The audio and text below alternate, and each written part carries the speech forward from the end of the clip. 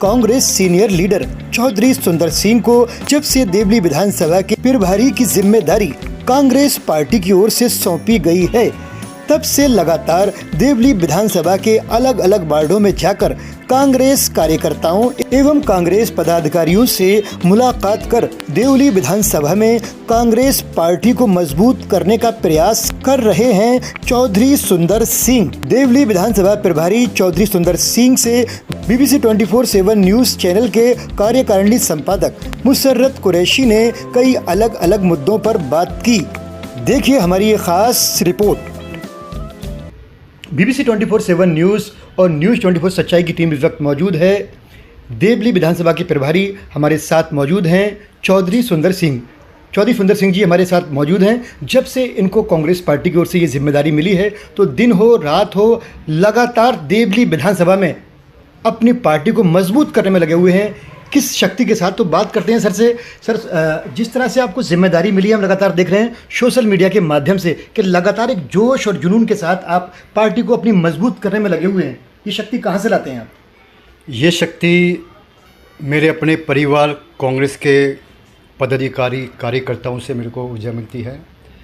मैं उनके पास जाता हूँ, उनसे बातें करता हूँ और संगठन को मजबूत करने के लिए बड़ी निष्ठा के साथ, ईमानदारी के साथ मैं खड़ा करूँगा। कोई भी साथी मेरा अगर नाराज़ है या किसी चीज़ से किसी कारण घर पे बैठा है, हमारे वरिष्ठगण नेता, साथी, नौजवान, भाई, दोस्त, बहनें, माताएं, सबको मैं मिलकर इकट्ठा करके उनकी सारी समस्या सुन रहा हूँ। और मैं चाहता हूँ कि यहाँ संगठन मजबूत हो और वो लोग सामने आए जो लोग जनता के बीच में जाते हैं, दुख सुख में जाते हैं, लोगों की पूछते हैं, और वही आगे बढ़ेगा और वही लोग चुनाव लड़ेंगे। इस MCD जो चुनाव आ रहे हैं, आदरणीय भाई देवेंद्र यादव जी ने सीधा आदेश दे दिया है कि जो ज़मीन पे रहता है, जो लोगों के दुख सुख में जाता है, जो लोगों की सुनता है, लोगों के बीच में रहता है, उसी को हम चुनाव लड़ाएंगे। जो श्रीमती शीला दीक्षित की जो विचारधारा थी, 15 साल शीला जी ने दिल्ली की रूपरेखा को बदला, बहुत डेवलपमेंट और विकास का काम किया। चाहे वो फ्लाईओवर बनाना हो, चाहे हरी भरी बसें लाना हो, चाहे कॉलेज बनाना हो, हॉस्पिटलें बनाना हो, ऐसे कई ऐतिहासिक काम किए। एक ऐतिहासिक काम हमारे सामने ये विराट सिनेमा पे जो 200 वार्ड का कांग्रेस पार्टी ने बनाया था, हॉस्पिटल बन के खड़ा है, वो अंबेडकर नगर की जनता के लिए फ्री मुफ्त में इलाज होता है। ये कांग्रेस की ही देन है, ये श्रीमती शीला दीक्षित की देन है। कांग्रेस एक पार्टी नहीं है, कांग्रेस एक विचारधारा के साथ चलने वाली पार्टी, हर समाज को लेकर चलती, चाहे वो हिंदू हो, मुस्लिम हो, सिख हो, ईसाई हो, सबको लेकर आगे बढ़ती है और विकास की बातें करती है। कोई धर्म और मंदिर की बातें नहीं करते हम सिर्फ विकास की बातें करते हैं, युवाओं की, मजदूरों की, महिलाओं की, व्यापारियों की बातें करते हैं। सर, जिस तरह से लोगों को जिम्मेदारी मिलती थी प्रभारी बनने की, चुनाव से महीने, 1.5 महीने, 2 महीने पहले ही वो तैयारियां करते थे, लेकिन आपको इतनी पहले जिम्मेदारी मिली है, लगातार सक्रियता से आप कार्य कर रहे हैं, इसका कारण क्या है? देखिए, मैंने बताया ना कि मेरे में इतनी एनर्जी है, ऊर्जा है, ये इसलिए है कि मैं कांग्रेस को, मैंने 15 साल शीला जी का भी शासन देखा दिल्ली के अंदर। जिस तरीके से हमारी सीनियर नेता श्रीमती शीला दीक्षित ने दिल्ली के लिए मेहनत करी, रात दिन एक करा, ऐसे ही हमारे भाई देवेंद्र यादव जी है जो पूरे हर विधानसभा में रात दिन खड़े रहते हैं, हर कार्यकर्ताओं के साथ कंधे से कंधा मिला के खड़े रहते हैं, सबके दुख सुख के सुनते हैं। इसीलिए मैं भी चाहता हूं कि देवली विधानसभा में मजबूती से कांग्रेस खड़े हो, संगठन मजबूती से खड़ा हो। ये एनर्जी मेरे को, समझ लो कि मेरे परिवार और मेरा कांग्रेस कार्यकर्ताओं से मेरे को मिलती है। देखिए, वैसे तो पूरे दिल्ली के अंदर हर जो है कांग्रेस का कार्यकर्ता पदाधिकारी अपनी अपनी तरीके से तैयारी करेगा, जिसको जो जिम्मेदारी मिली है। ख़ास तौर पे आपको देवली विधानसभा की जिम्मेदारी मिली है, तो क्या कहना चाहेंगे देवली विधानसभा की जनता से और अपने कार्यकर्ताओं से जो कांग्रेस के पदाधिकारी और कार्यकर्ता हैं? देखिए, देवली विधानसभा में मुझे घूमते हुए पूरा महीने के करीब हो गया है, लेकिन हालात देवली की बहुत बुरी है। वहाँ पर एक बहुत बड़ी समस्या सड़क की है। मेरे को ये नहीं समझ में आता कि गड्ढे में सड़क है या सड़क गड्ढे के अंदर है, और हल्की सी बारिश में पूरा संगम विहार डूब जाता है। सीवर लाइन तक वहाँ पे नहीं है। एक एक बूंद के लिए हमारे सिटीजन लोग, बुजुर्ग लोग मैंने देखे बाल्टी लेके जाते हैं और बड़ा दुख होता है और गुस्सा भी आता है कि दिल्ली शहर एक कैपिटल होने के बावजूद भी आज संगम विहार किस दिशा में और कहाँ खड़ा हुआ है। आज हम कितने आगे पहुंच चुके हैं, लेकिन भाजपा सरकार, दिल्ली की मुख्यमंत्री श्रीमती रेखा गुप्ता जी से मैं आपके चैनल के माध्यम से बोलना चाहता हूं कि रेखा गुप्ता जी, आपने हर विधानसभा में कई करोड़ों के फंड दिए हैं, कहीं 70 करोड़, कहीं 80 करोड़, कहीं 90 करोड़। आइए संगम विहार में आकर देखिए, एक देवली विधानसभा है जहाँ का मुझे प्रभारी बनाया है, अभी महीना भर ही हुआ है मेरे को।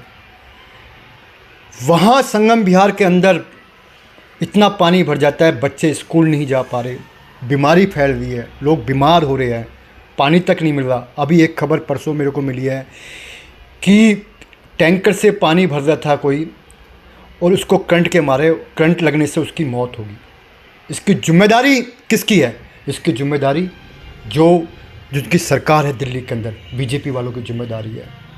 बताइए यार, लोग पानी से अपने पानी भरने गया और वो करंट से मर जाता है, तो इसकी जिम्मेदारी लेनी पड़ेगी दिल्ली की मुख्यमंत्री जी को, इसकी जिम्मेदारी लेनी पड़ेगी वहाँ के प्रशासन को और सिस्टम को।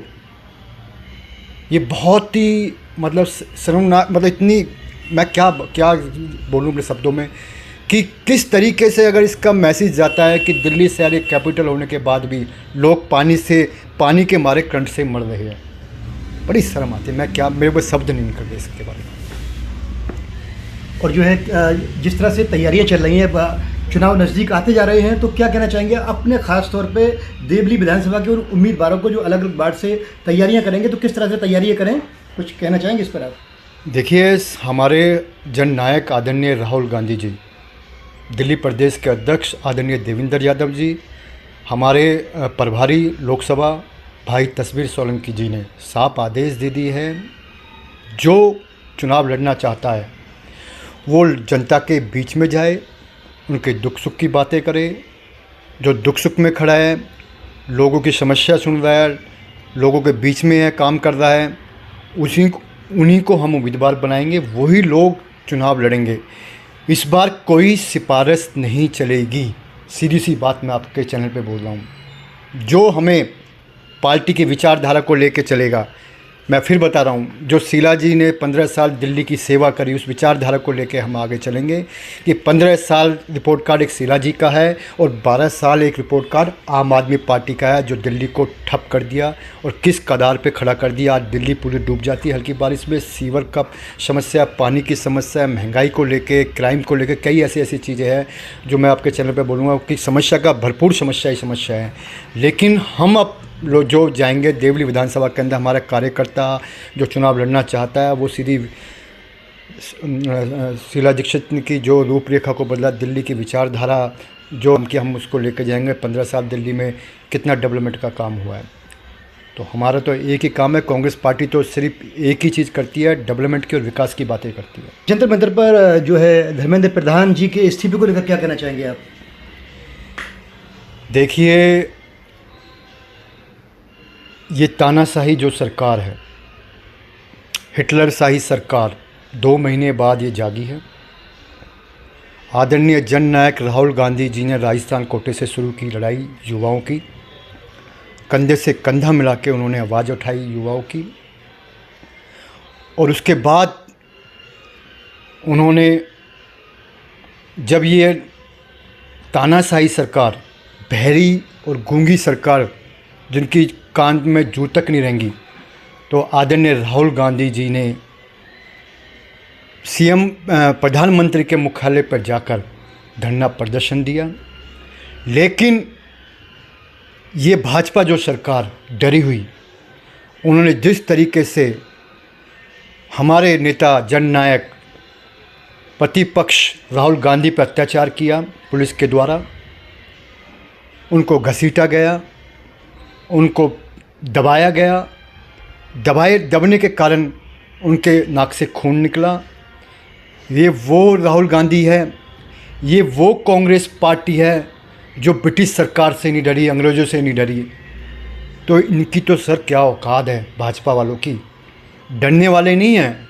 राहुल गांधी जी ने साफ कहा कि हमारे जो कांग्रेस के कार्यकर्ता है वो बब्बर शेर है, बब्बर शेर। आप हमें कितना ही मारो, कितना ही तोड़ो, कितना ही हमारा खून बहा दो, लेकिन अगर जब यूथ की बात आएगी, शिक्षा बच्चों की बात आएगी, तो हम एक एक कतरा खून का बहा देंगे उन बच्चों के लिए। ये लड़ाई अब हमारी नहीं रही है, पूरे देश की लड़ाई है। हमारी उस समय भी 3 मांगे थी और आज भी हमारी 3 मांगे हैं। अब हमारी सबसे देखिए, नैतिकता के आधार पे तो पहली बात तो शिक्षा मंत्री को इस्तीफ़ा दे देना चाहिए था। दूसरी बात, चलो देर आए दुरुस्त आए, लेकिन अब हमारी 3 डिमांड है जिन लोगों पे इस्तीफा तो हो चुका है धर्मेंद्र प्रधान का। देखिए, हमारी 3 डिमांड है, जिन लोगों पे लाठी बरसाई बच्चों पे, जिन पे केस दर्ज किया है, उन पे FIR हुई है, वो वापसी हो। और दूसरा, बार बार पेपर लीक के कारण हमारे 20 बच्चों ने आत्महत्या की है। ये बहुत ही शर्मनाक बात है, 20 बच्चों ने आत्महत्या की है। आपको पता है, जब एक बच्चा एग्ज़ाम की तैयारी करता है तो वो किस हालात में करता है, कैसे करता है। वो बच्चा परेशान नहीं होता है, पूरी फैमिली, पूरा उसके माँ बाप, पेरेंट्स परेशान रहते हैं, पूरा स्टे करता है। वो पूरी 1 साल 2 साल मेहनत की तैयारी करता है। उनके पेरेंट्स किस तरीके से बच्चों को पेपर के लिए पैसे फ़ीस भरते हैं, चाहे वो कर्जा लेते हैं, सोना रखते हैं, मकान रखते हैं, किस तरीके से पैसे लेके आते हैं जब बच्चे का पेपर दिलाते हैं। उसके बाद पता चलता है कि पेपर लीक ही हो गया, तो वो बच्चा नहीं टूटता है, पूरा परिवार ही टूट जाता है, उसका पूरा परिवार टूट जाता है। लेकिन मेरे को ये समझ में नहीं आता कि मोदी जी, देश के आदरणीय प्रधानमंत्री जी ने एक बार भी आके बच्चों के बारे में एक शब्द तक नहीं बोला, एक शब्द भी नहीं निकाला।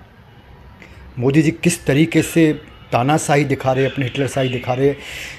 यही चीज़ मैं आपसे कह रहा हूँ कि बार बार कि हम 3 हमारी डिमांड है कि जिन बच्चों पे अत्याचार हुआ है, जिन बच्चों पे लाठी बरसाई गई है, जो घायल हुए हैं, जिन पे FIR गई है, वो वापसी हो। और देश के गृह मंत्री अमित शाह को बच्चों से माफ़ी मांगनी चाहिए, प्रधानमंत्री जी को बच्चों से माफ़ी मांगनी चाहिए। हमारी ये मांगे है भाजपा सरकार से। देखते रहिए आप BBC 24/7 न्यूज़ और न्यूज़ 24 सच्चाई। देवली विधानसभा दक्षिण दिल्ली की तमाम खबरों को देखने के लिए आप हमारे चैनल को सब्सक्राइब कर लें। इंस्टा पे तो हमें फॉलो कर लें, हमारे फेसबुक पेज पे तो हमें फॉलो कर लें, और देखते रहिए आप BBC 24/7 न्यूज़ और न्यूज़ 24 सच्चाई में video journalist Musarrat Qureshi, cameraman Khurshid Alam के साथ। Thank you.